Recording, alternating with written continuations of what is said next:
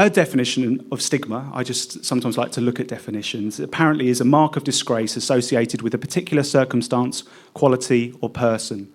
And apparently, the idea of stigma originated in about the 16th century. I mean, obviously the concept would have been there forever, probably, but the kind of got written down, as it were, and it denoted a mark made by pricking or branding. And I just thought that was interesting because branding in particular is about something permanent and it's for life. And as if once a person admits to struggling with an aspect of life, whether internally or externally, they may forever be defined or branded as someone that's weak, unable to cope, and not like the rest of us normal folk. So let me lay out my stall. My bit on stigma will be largely drawn from my own personal experiences and thoughts. And I'm very nervous about sharing this, quite frankly. I'm nervous about being this vulnerable. I'm nervous about being vulnerable anywhere, particularly in a place where quite a few people know my face. But I do basically think this kind of stuff is part of my own personal recovery, so it's worth it. And also, quite frankly, I hope it diminishes some of the power of stigma, which also helps me. Okay, on with it. I grew up with a dad that, it would seem, suffered from very acute bipolar. He was also an addict, principally to alcohol, but also possibly marijuana. And I know a lot of people are quite relaxed about marijuana, but he used to smoke the strong stuff and quite excessively. And when you're quite prone to being high, it's quite a powerful concoction. He was essentially a very, very kind and loving man. But when he was ill, he could be absolutely destructive and terrifying, primarily to himself, but pretty much to everyone around him too. So much so that, despite my love for him, for about 2.5 years, when I was about 13 or 14, I refused to have any contact with him whatsoever. My childhood and teenage years were difficult. For much of it, my dad was very unwell, in active addiction and actively suicidal, and made several very serious attempts on his life. He was in and out of hospital for many, many years. I'm really shaking, I can feel it. He was high and had messianic beliefs, or he was absolutely depressed and dead to the world. His denial about his mental illness and addiction just, made matters far, far worse. Sectioning, forced electroconvulsive treatment, and at times taking enough medication to sedate a horse, yet still remaining high and manic. These were his lot. I recall as a child visiting him at Guy's Hospital. A previously brilliant man, now stooped in front of the TV, inane daytime TV programmes blaring, compulsively smoking, dribbling down himself due to the sedative effects of his medication. Don't get me wrong, it wasn't all awful and depressing. We managed to have many happy moments. But I think deep down I always knew that Dad really wanted to be dead, so he could simply stop suffering. I felt that this was a secret we shared. He eventually did kill himself on March the 4th, 2000, by jumping in front of a train. So severe mental illness, instability, paranoia, confusion, addiction, suicide, Dad's inevitable decline into a state where he was not able to work, and the breakdown of a family were the backdrop for me developmentally. I did have the support of a very loving mother who was also very skilled at working with trauma. Ironically, this was her job. And a lovely sister, and a lovely wider family and friends too. But this only mitigated some of the effects. And of course, all of these aspects of life carry a fairly large dose of stigma for an adult, let alone a child and young adult.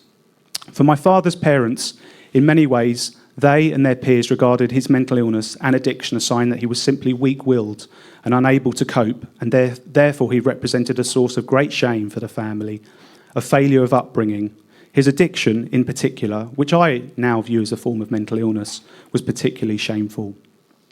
What do I remember? Deep grief, profound shame, and I still feel some of that, despite not wishing to. Profound isolation, rage, embarrassment, and overall and overridingly fear, and to a very large extent that still remains with me to today. I think at some deep level, a child or young adult does comply with society's need not to fully embrace and accept the mentally unwell. As a young boy, it is very important who your dad is. What could I say to people about mine? What was expected? What should not be mentioned? Just what were the implicit rules of silence and denial that I sensed I should obey? I found it very difficult to relate to my peers, who in comparison to me seemed to be so carefree and joyous. My own interest in life diminished. Who cares about A-levels and girls when Dad wants to die? So I've grown up with this, and to this day still feel profoundly alone. Even though I'm blessed with beautiful friends, meaningful work, and very supportive and loving family, I just have an acute sense that no one really knows what it is like to live with the terror, confusion, grief and rage that for so many years I buried, and society and stigma encouraged me to keep buried. It seemed to me that society was not only a place where stigma and judgment thrived, but was also deeply in denial itself. If I did try and talk to people about how I thought my dad would kill himself, and I did, I would largely be encouraged to look on the bright side and that it might not happen. How could I be sure? Maybe Dad's actions were ways of seeking additional support, attention, going through a bad patch, but things would get better. Of course, these responses were well-intentioned, but in truth, not very helpful. As if my truth were not acceptable or valid. In many ways, it seemed to me that there was, and maybe still is, an unspoken conspiracy to not talk about mental illness, addiction and suicide, as if just by raising it, such ideas could become contagious, as if the shame associated with these issues is just too much to bear. No, no, no. Far better and safer to talk about the weather and what's happening on the latest TV soap drama. A couple of years after his suicide, I myself became very unwell and was sectioned, and there was quite a story behind that, and eventually diagnosed with bipolar 2. It wasn't until years later that I finally acknowledged to my innermost self that I too had a problem with alcohol, and I no longer drink. And so I have had to live with the stigma of having a label, an alcoholic bipolar, unstable, chaotic, damaged goods, truly my father's son.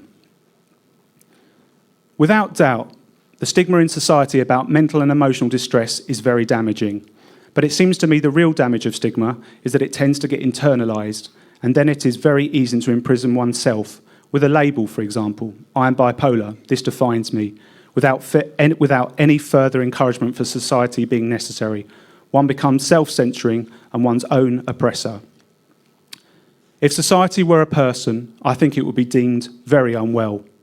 Obsession with celebrity and the body beautiful, status, money and power, little thoughts for the planet or others, and a neurotic belief that being busy and stressed are signs of a life fully lived.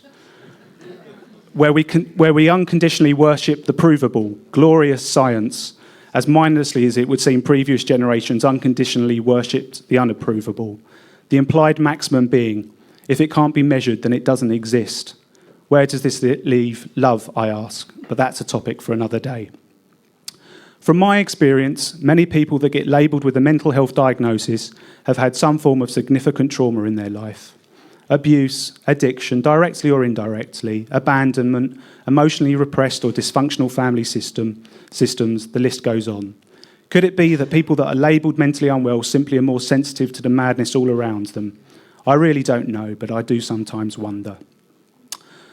So over the years, I have learned ways to deal with stigma. Humour is probably the thing that I rely on most. I've learned not to take anything too seriously. Life simply is too short. Therapy has been very, very helpful for me. Deep exploration of my own traumas and issues is undoubtedly helpful. I also ended up in 12-step AA for me, and that has proved very, very helpful. Overall, I've just learned to need the approval of others less. The strange thing is that it seems to me that in many instances we give our powers to others without realising it. Being able to be vulnerable, particularly with people I don't know that well, so some of you here, is a sign of great internal strength, I now believe, and this in itself gives me a lot of freedom. Philosophy, I particularly love the work of Epicurus. If you haven't ever read this chap, I strongly recommend it. He's a huge thinker, but he's got a beautiful idea about ripples, the idea of the pebble in the water and the positive stuff going out from it. Being open, honest, and okay with my truth, but not needing it to be the version of truth that others have to share. There is plenty of room for everybody. And of course, working and being at the DC amongst fellow travellers. Finally, my hope is that one day emotional and mental health will be as readily discussed and accepted as we would having the flu. That people see the similarities, not the difference. And finally, I have to give the words, and I've done this on many occasions before, to Mahatma Gandhi, who says, You must be the change you wish to see in the world. Thank you.